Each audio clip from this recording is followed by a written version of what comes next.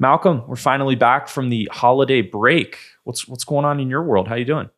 I'm good, man. I'm happy to be back. The holidays were great. Got a decent amount of downtime in there and hung out with the family and all that good stuff. And I actually just came back from Vancouver. I had a awesome ski trip, sort of one of those like you know, you take a trip somewhere or you have an experience that just ruins you for the next time it's time to go somewhere and do a thing.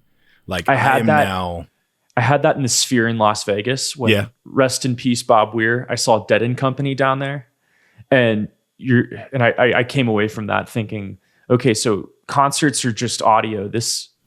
I don't know if I can come back from that. I ended up coming back from that, but I understand what the mourning you're going through after experiencing something awesome. I am now ruined for every single ski slope that wants me to come ski from this moment on. Like, it was that kind of and it snowed the entire time I was there. So for 5 whole days, snow is consistently coming down.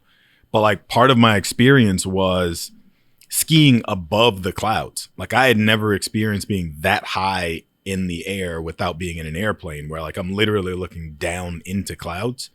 And then we had to like ski down halfway down the mountain to actually get into the cloud to actually see the snowfall. It's like mind blowing to me. But yeah, like I live on the East Coast. I'm an East Coast skier. I'm ruined for East Coast skiing at this point. Like it can do nothing for me. Maybe we'll get some better snow out here in Denver. You can come out here for that. But it has been, I think, since the 1960s, one of the worst winters for skiing so far out here. So people were talking about that. Like, people were talking about the fact that they had to rework their plans. They were going to be in Utah, Colorado, and they had to rework their plans and make their way to Vancouver because it was the only place in that area that had snow. Yeah. I was down in Australia. Congratulations, Robbie and Brooke, on their engagement. I think let me do my economic observations a little bit later in the show. Okay. But my excitement as it relates to Australia? Yeah. Okay. I got some, they do things a little bit different economically down there. You don't say. I think they have some interesting ideas. Okay. Maybe not all of them would work in America, but I think they're pretty fun to bat around. At this point, man, I'm willing to consider just about anything. Yeah, I was looking at the news cycle since we've come back. But the fun part about Australia that I'll share, wildlife down there, good spending time with family, really fun seeing the wildlife as well. We did this wildlife walk where it's probably like a 1 mile walk where you're seeing cockatoos, kangaroos, emus going through, just big dinosaur looking birds, and then wombats. And that was the time I realized people need to be a little bit more afraid of animals, where this mom, like a wombat, if you haven't seen one. It's summertime in Australia right now, right? Yeah. Yeah. Okay. We went down for the summer, and it's very cute. It looks like a live Pokemon. It kind of looks like a little bear. They're a little fat looking. They are incredibly durable, I guess, which is why they're still alive. And I got pretty close to it. I think I was probably like 12, 15 feet away from it. And there's this mom and her daughter. And the mom, I think, wanted her daughter to pet the wombat, which is a wild animal. Of course she did. And the thing ends up running away before some of the people in my family get to see it. So I was incredibly upset about that. But I was realizing in that moment that we have really broken our bond with nature in some regards. We need to be a little bit more afraid of the wild. It's either the selfie or it's running up to pet it. Yes. Those two things that have just disrupted there's a healthy fear that we are supposed to have of wild animals. And just from videos I've seen on TV, Ridiculousness, America's Funniest Videos, whatever, like, we don't have enough fear of wild animals. Oh, and we went to a wildlife park where they have animals in captivity. And part of it is they have this pasture area where you have kangaroos, wallabies, which are little kangaroos, and then patty melons, which are like maybe about 1.5 feet high. They're so cute. And they give you this grain that you can walk around and feed the kangaroos and wallabies and the marsupials, I'll say, to make it quicker. Sure. And part of it was fun. As an adult now, I'm now 30 years old. So you have to kind of bait the kangaroo to come over to you so it eats from you, because once it comes up to the group, even though I want to feed a kangaroo, I don't have it in me to shove a 3-year-old out of the way. And I almost do, to be clear. And so you have to really bait them to come up. And then you've got about a minute before the young children come over. So we got that a couple of times. But the point of this is that when we were there was a big kangaroo. And granted, it's docile. If this thing is hurting people, it does not get to be in this pasture. These are the breed from Kangaroo Island, which they have no natural predators there. So they're incredibly curious and nice. Anyway, these children with parents watching are running behind the kangaroo. And if you've seen a kangaroo's hind legs before, it looks like it could knock not only a kid out, but me out. Yeah. And they are surrounding this animal that could kick you and not do good things. And I was once again very surprised to see parents letting their children run less than about a foot away from the back legs of a kangaroo. So that's my wild animal corner. That's my wild animal PSA. On this show, I want to talk about some of the news that's been going on since we left for the holidays. Unfortunately, a lot of it is Trump. I'm going to do some of the actual economic observations from my trip to Australia. Maybe we'll do a little crypto. And then if you are joining us because you heard about the show from The Indicator from Planet Money, I want to get into some of the biggest economic narratives of 2026. I did some reporting on that show. That will have come out on Wednesday. And I think we can kind of expand that conversation on this show. So let's get into it.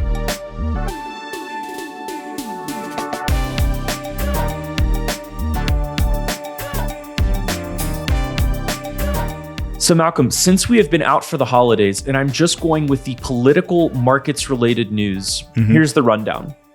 Trump captured Nicolas Maduro. Maybe we got something going on in Venezuela. Maybe we're also getting ready for a war in Iran. Seems to be off and on again. Trump has floated banning institutional investors from buying single family homes. Hey, how about that? Surprised to not see the Democrats on that one. He's also floated a 10% cap on credit card fees. That is hurting some banks as we record today. And now the Fed is being threatened with a criminal indictment over the renovations at their headquarters. But really, we all know it's because the president is unhappy with Jerome Powell that interest rates are not coming down quick enough. And the surprising thing to me is that as we record today, gold's moving a little bit, but markets have completely shook this off. And I don't know if it's because they're saying this firing ultimately doesn't matter, or if it's what's called the taco trade, which is what markets have learned from the tariff nonsense, where it shot down, and then there is a theory that Trump always chickens out. So I think the biggest story among this is I don't even want to say biggest story. The one we're talking about right now is the threatened to fire Jay Powell. Go ahead. I think the answer to every single one of these headlines that has popped up over the last 2 weeks is going to be some variation of taco.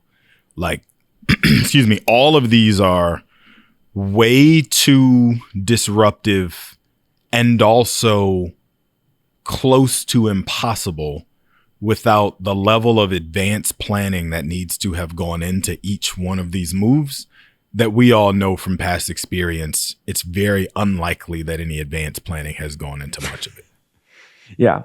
But the difference with the Fed that I think is really interesting, up until about Sunday night, when Jerome Powell has been asked a question about the president lowering interest rates, he would say something along the lines of, we're politically independent. We're going to do what's best for the economy.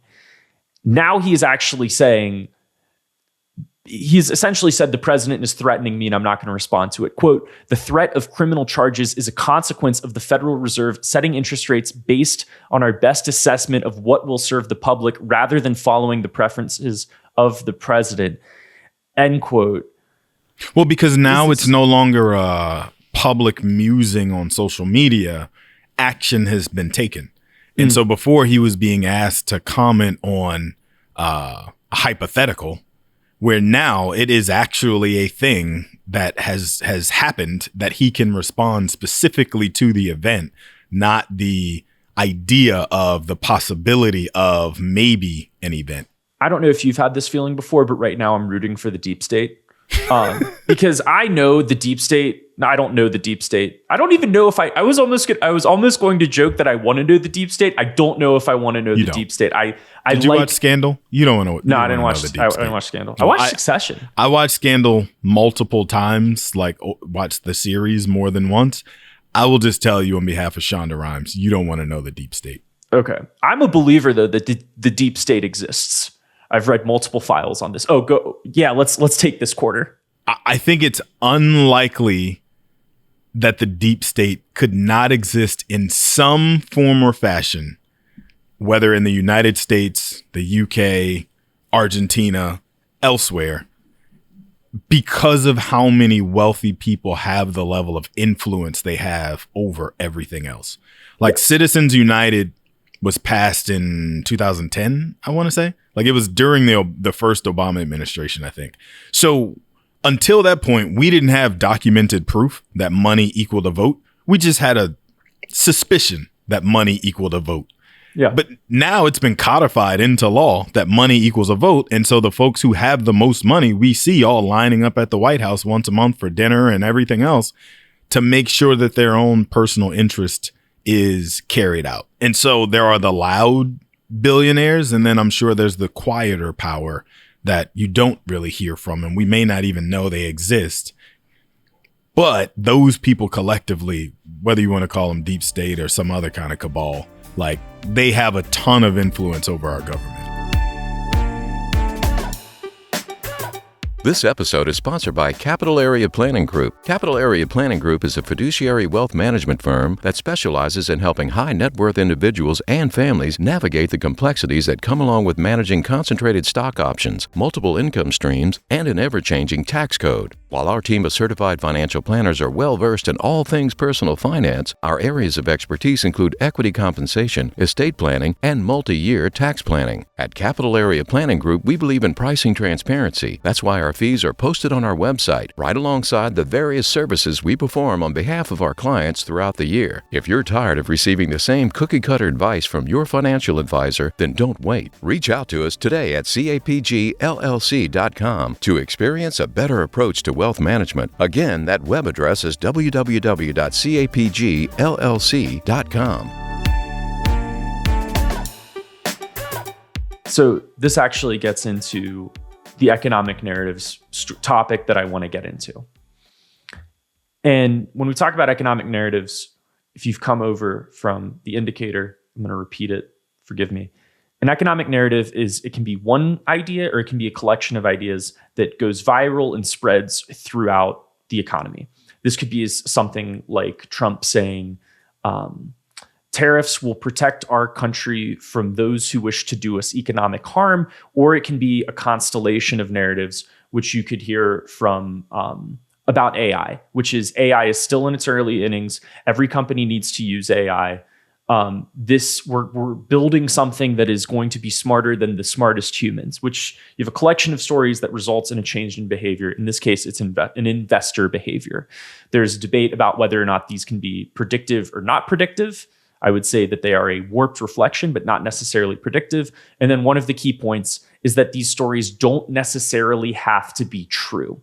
They just need to be powerful in order to affect your reality. So one of these narratives that has greatly affected everyone's who is listening's reality is that tax cuts pay for themselves, which was a popular idea sort of kind of starting with Reagan, where there was a economist, Arthur Laffer, who realized that if a government takes 0% in taxes, they will receive zero money. If they take 100% in taxes, they will also receive zero money because output will stop. Surely there is a U-shape in the middle, and that means that if you cut taxes, in some cases, you could actually raise the amount of money coming in. Trickle-down economics. Trickle-down economics. This is something that is true in some capacity, but it's often just blasted enough by enough people that it's used to make decisions that affect your world. And I think that as we talk about this Fed story, one of the economic narratives that I think will be one of the most interesting things in 2026 is that the US dollar is the world's reserve currency.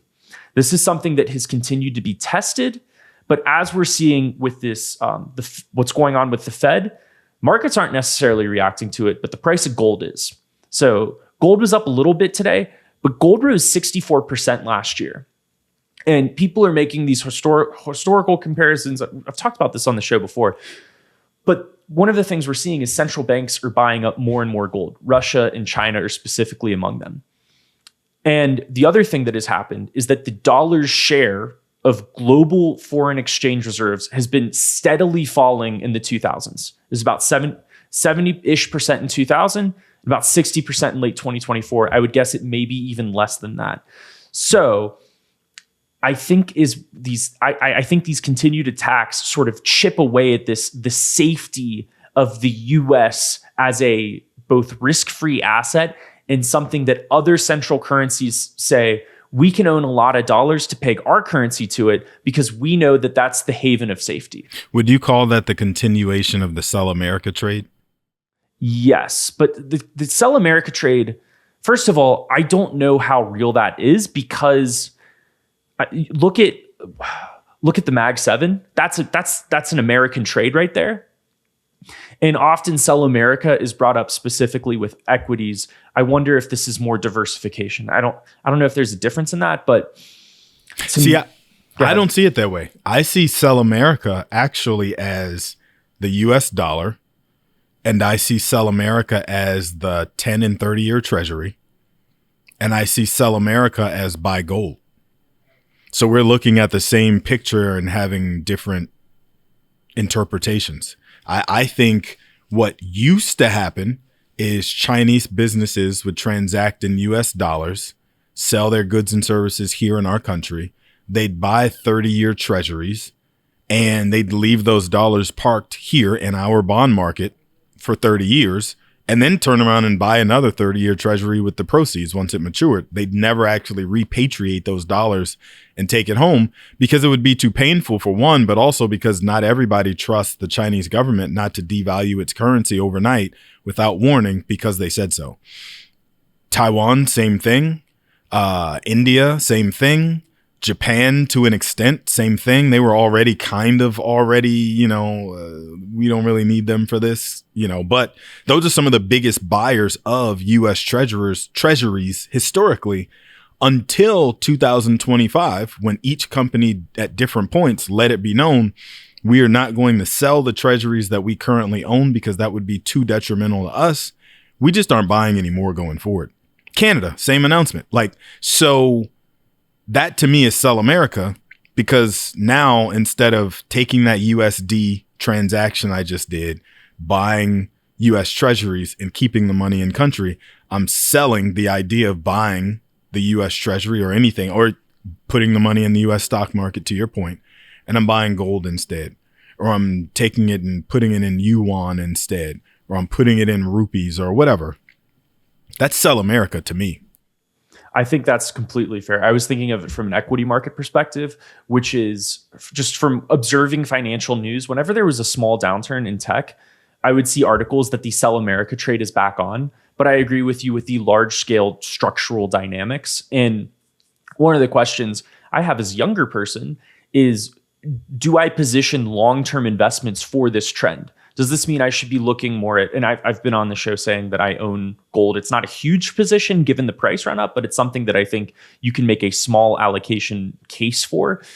But even things like, should I be owning more international funds? Should I be paying managers to look at emerging market debt to add to things like my retirement savings right now? Because I may want to be diversified a little bit for year 20, year 30 when I need these savings to work for me. So I'll tell you, without giving blanket advice on this show to God knows who's listening and watching at the time. We don't do.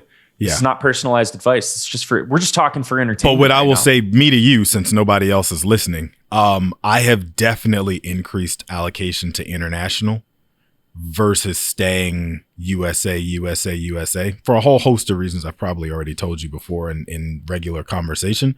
But I'm very much in the camp that the US's control, the Mag 7's control of the AI trade has to be lessening to some degree. To what extent, who knows?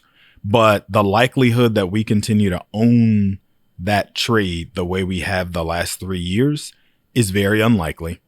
And so for no reason other than that, I think you should be considering increasing your allocation to international companies, specifically international tech, where AI is making its way through other countries, economies, businesses, on and on and on. And for me personally, not for anyone who is happening, no one should be listening to this conversation. Yeah, it's just me talking to you. Now. Yeah. This is something where it's probably worth paying because I don't know enough about technology companies in India. I don't know enough about technology companies in Europe. Actually, I do own one. I own ASML.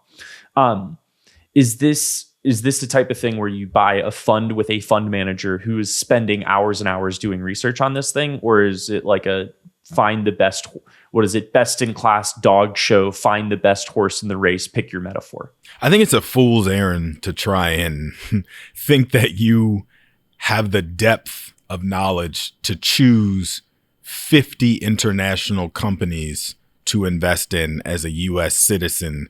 And you've got the ban. Remember, we had the whole conversation on return on effort, right? Mm-hmm. And I was saying that with regard to the U.S.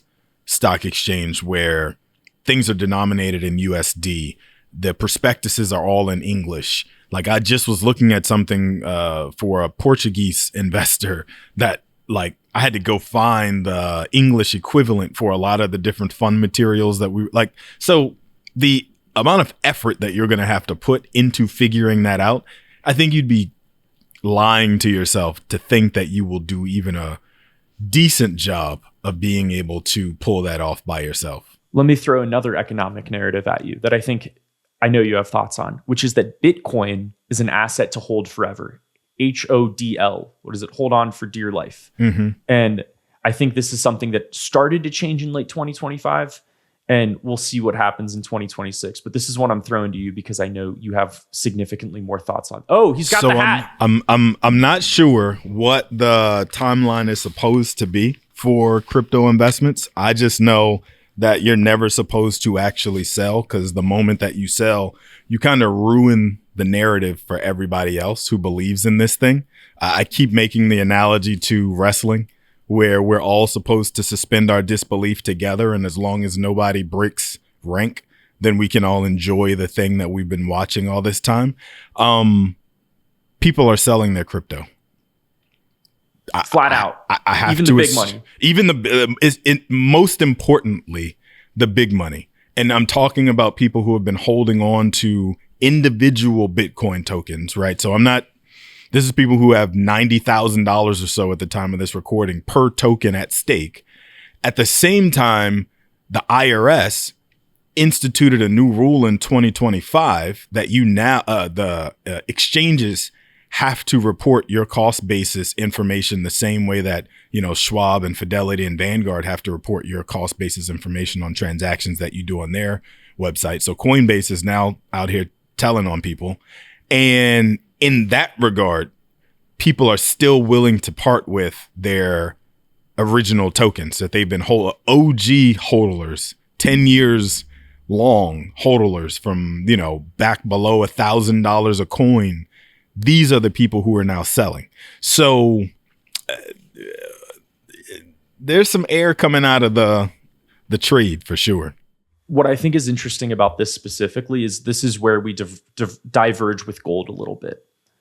I think a lot of the massive buyers in gold are central banks who have no intention of, they do not want to let that go because they want it to back up their currency. What's happening with Bitcoin is it was the promise that this is the future of money. And then that sort of devolved, I would say, relatively quickly.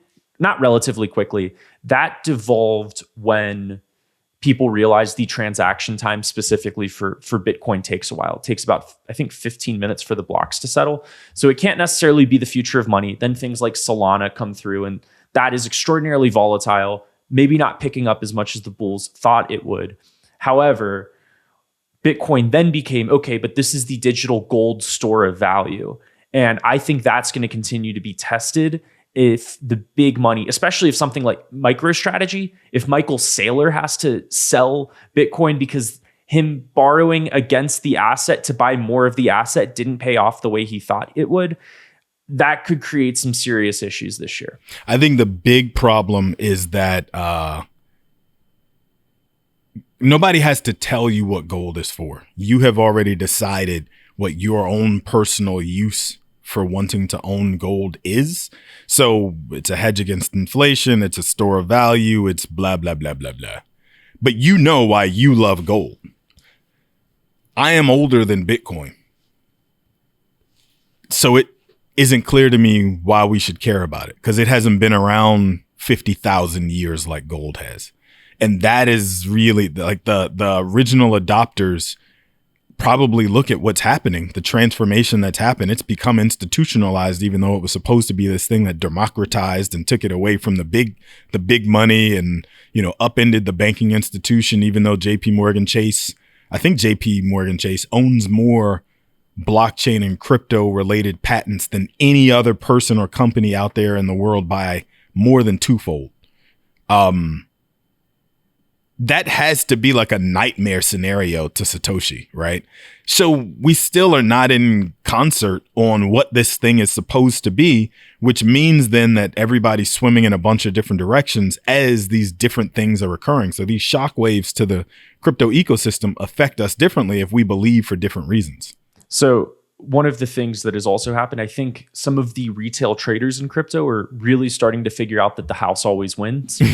So Zeke Fox, he wrote a book called Number Go Up. He's an investigative reporter for Bloomberg. Love that book, by the way.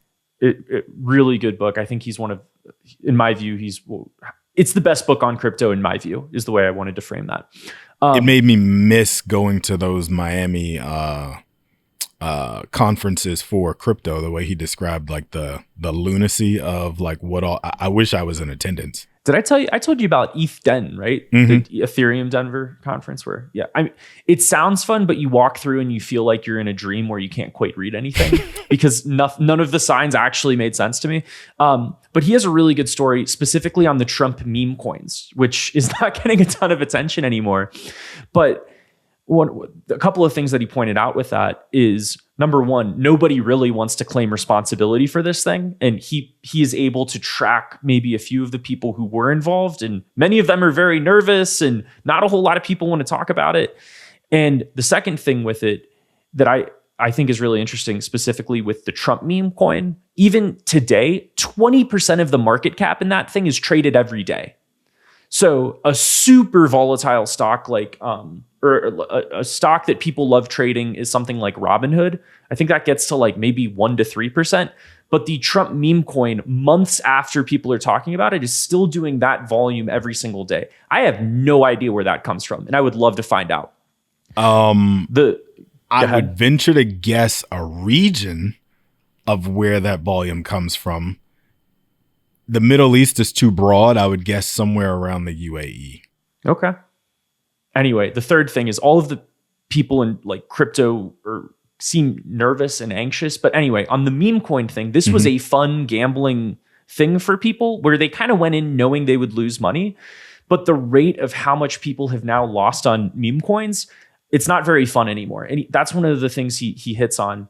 I think that I wonder if now meme coins are fully at the NFT level where you don't really hear about NFTs anymore because so many people now have just gambled and consistently lost money that the lottery tickets are not paying off in a fun way, even sometimes.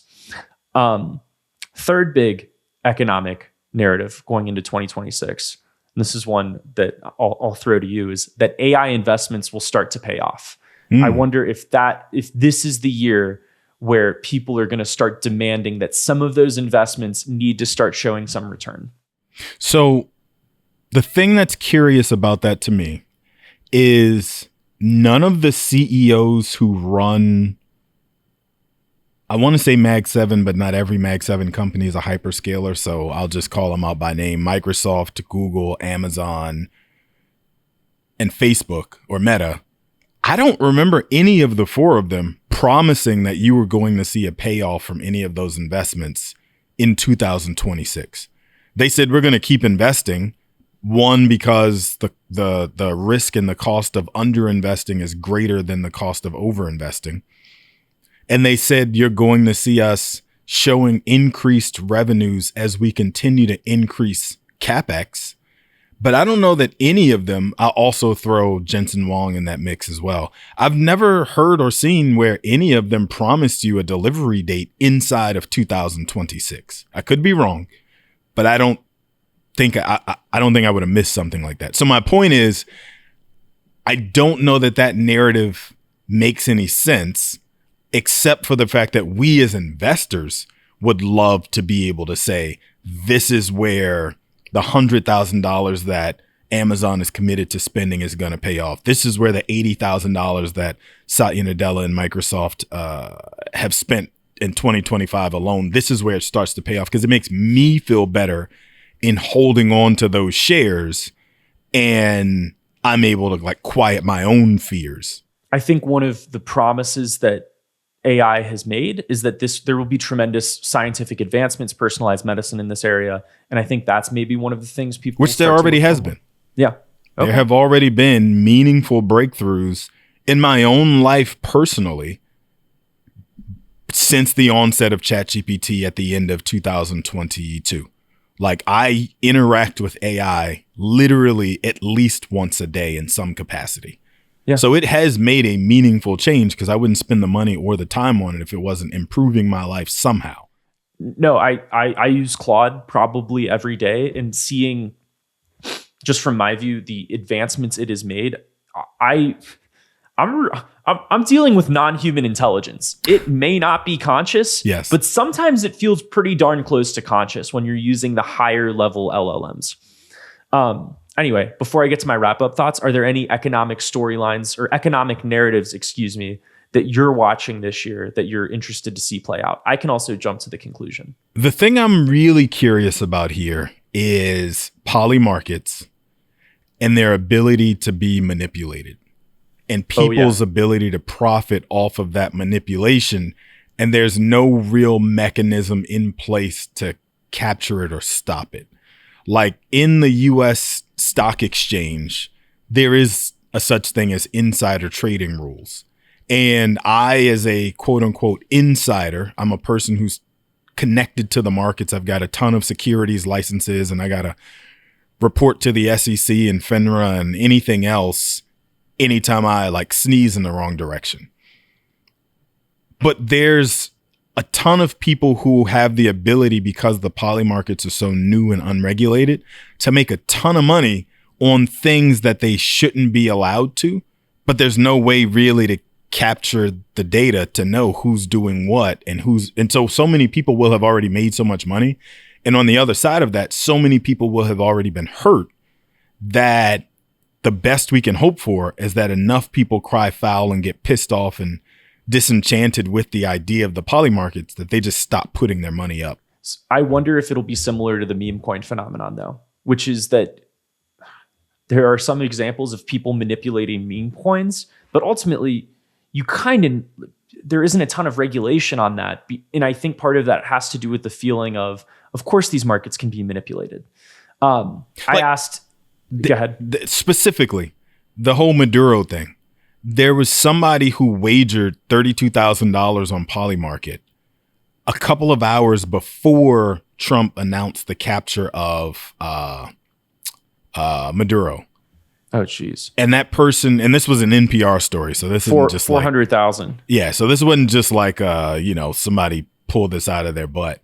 Like, they made $400,000 on a $32,000 trade, but how could they possibly have known out of the clear blue sky that this guy was going to be captured by U.S. forces before the end of January and taken that bet to that large extent? If they just threw $300, even $3,000 out there, and it happened to work out that way, it raises less suspicion. 32 grand is a little more sure. Last week, an anonymous trader pocketed more than $400K after betting that Maduro would soon be out of office. That's wild. The one I saw was, it was Caroline Levitt was doing a press conference, and on, I think, Kalshi or Polymarket, you can do an over-under bet on the length of the press secretary you're talking about. Press secretary. Yeah. You can do an over-under bet on the amount of time that the press conference is.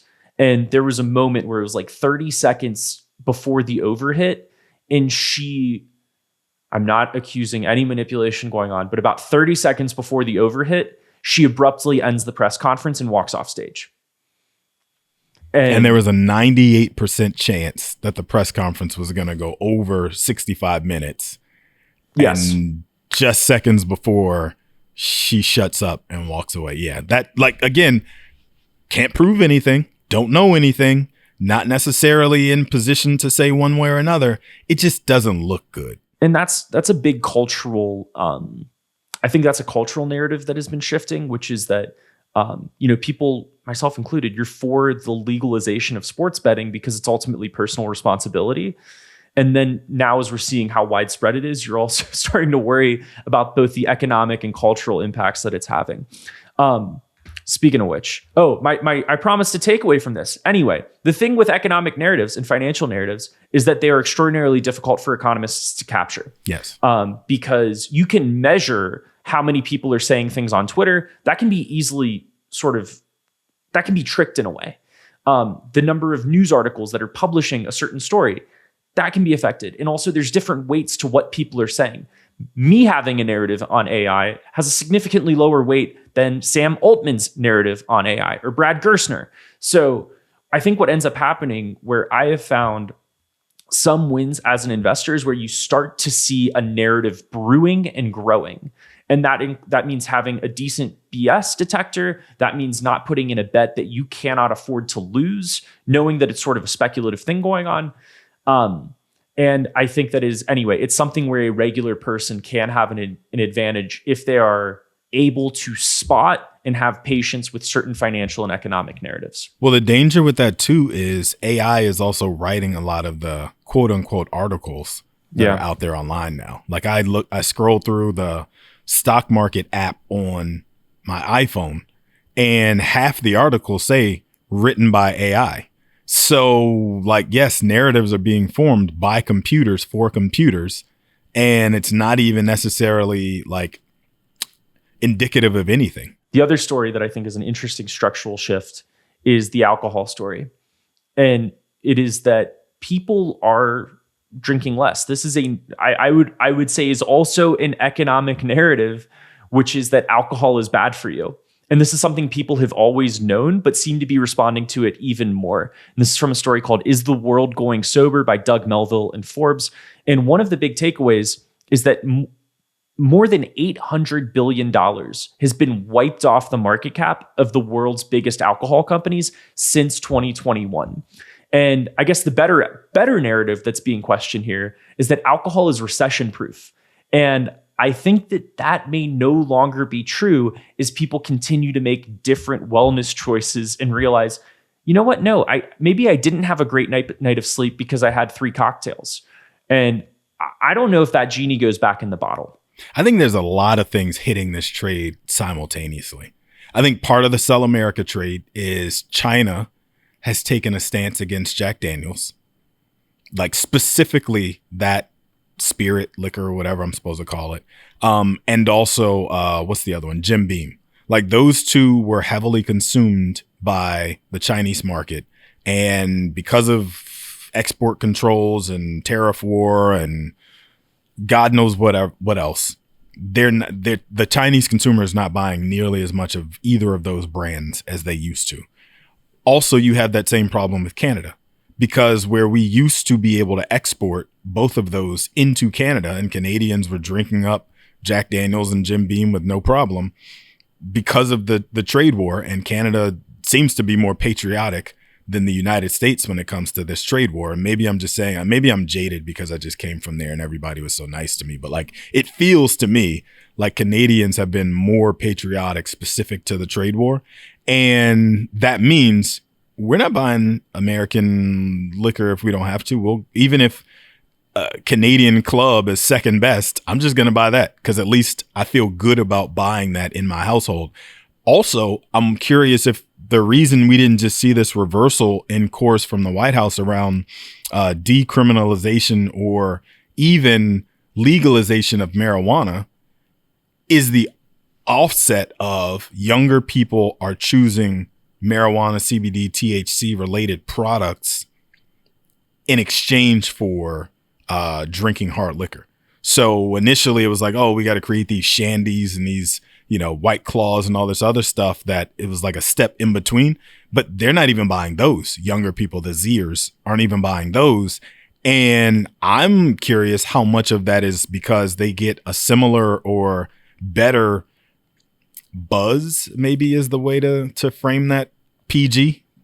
Maybe because the buzz is better and has a lot less of the side effects that you're talking about, the grogginess, the weight gain, because who doesn't want to be skinny and pretty on Instagram? Like all the other things that are negative about alcohol, you can find positive on the other side as it relates to marijuana products. And so that could also be part of the sauce. Well, people get a little hungrier when they smoke pot. I agree with what you're saying on American distillers. I think there's been a tremendous backlash. We're in Canada, you see the signs of, maybe you saw the signs where, people don't want to drink American spirits as a rejection of America's political environment. But also in China, their spirit sales, I'm reading this article from the drinksbusiness.com, Baijiu, which I'm sorry if I'm saying that incorrectly. That's a popular spirit there. The sales of that totally are down, I'm reading that it's down 15% from last year. So there is a worldwide wellness, not rejection, but moderation in alcohol sales that goes beyond the rejection of American spirits makers. So I think multiple things are true. And we didn't even touch on GLP-1s. GLP-1s make people want to drink less too. That has shown, in some cases, almost miracle-like effects on drinking issues, which continues to be one of the biggest economic developments, I think, of the 21st century. Where was I going with that? The investing angle. The investing angle that I think is interesting as well is now some value hedge funds are saying, alcohol has been around for thousands of years. Maybe this is overblown. Maybe this is one data point and people are going to start drinking again in the future. Or, there's another side of this, which is that cigarette makers have been facing a similar pressure for decades now. People realize smoking is horrible for you. People smoke less, but then the stocks of those companies do really well because they say we're a sin stock, we admit it, and we're going to pay a huge dividend. So that's something I'm going to be curious from the investing angle to see how that plays out. I don't disagree with any of that. I think that the alcohol companies returning capital to shareholders via buybacks and also massive dividends makes a ton of sense as the playbook for how we're going to squeeze another 30 years worth of juice out of this lemon. They're just boring businesses to me. Like, that's the reason I wouldn't personally be owning it today. It's just boring. If you're in retirement though, and you really want cash flow, you can find a stock with above a 7% dividend that and it's a name you recognize and you've probably been drinking since you were 18 and you have no plans to give it up. I get what you're saying. Yeah. But anyway, I think that's a very interesting shift. I don't think that this is an aberration. I think this is going to be a long-term trend, but also it is possible that investors are maybe overreacting. And to your point, it's one of those narratives that has already been beaten to death.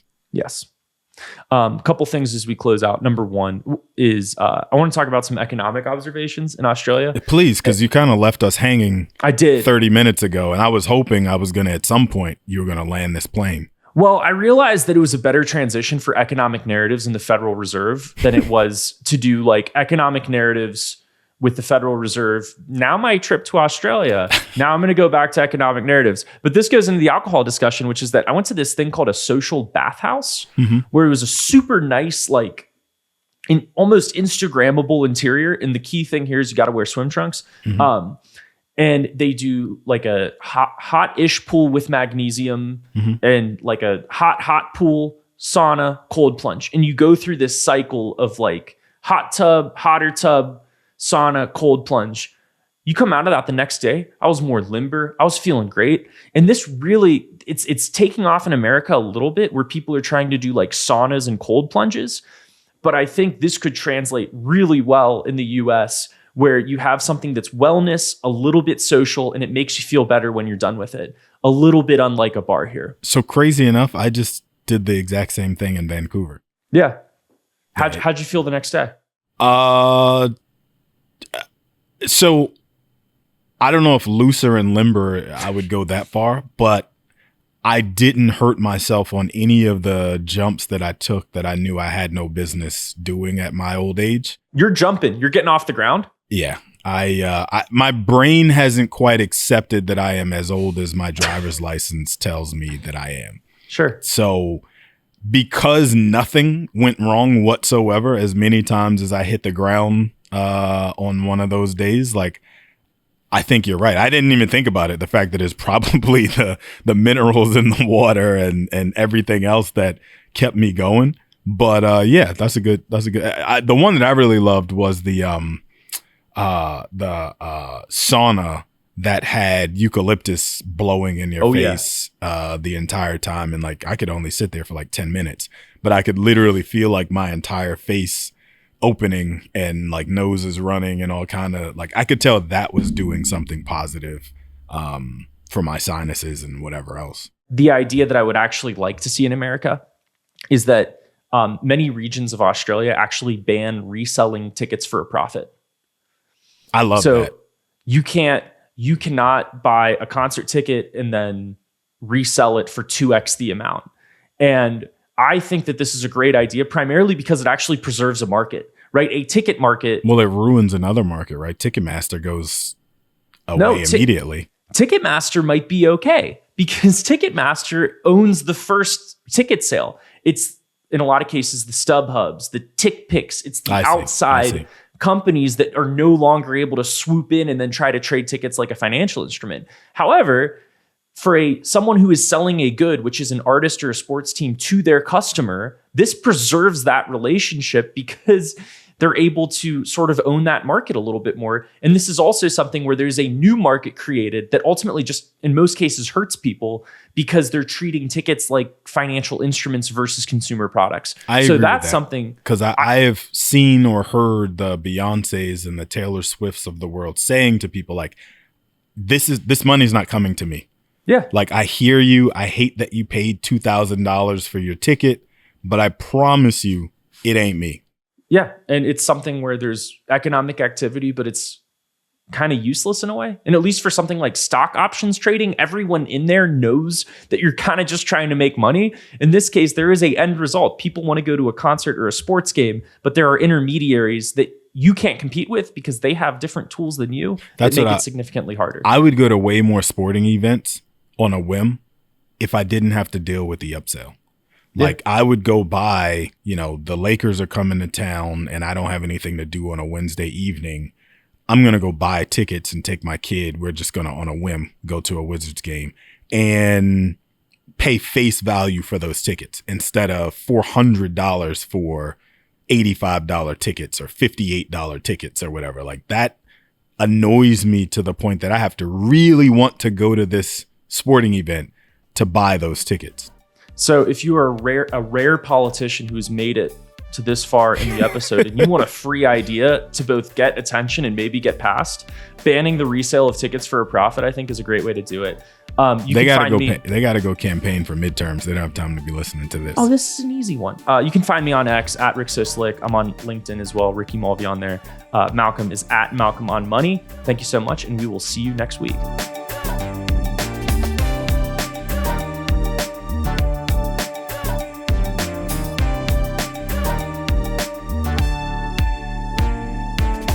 Information shared in this recording and by its guests represent the views and opinions of the guests and does not represent the views or opinions of the host. This content has been made available for informational and educational purposes only. This content is not, nor is it intended to be a substitute for professional financial advice. It is always recommended that you seek the advice of your financial advisor or other qualified financial service provider with any questions you may have regarding your personal financial situation.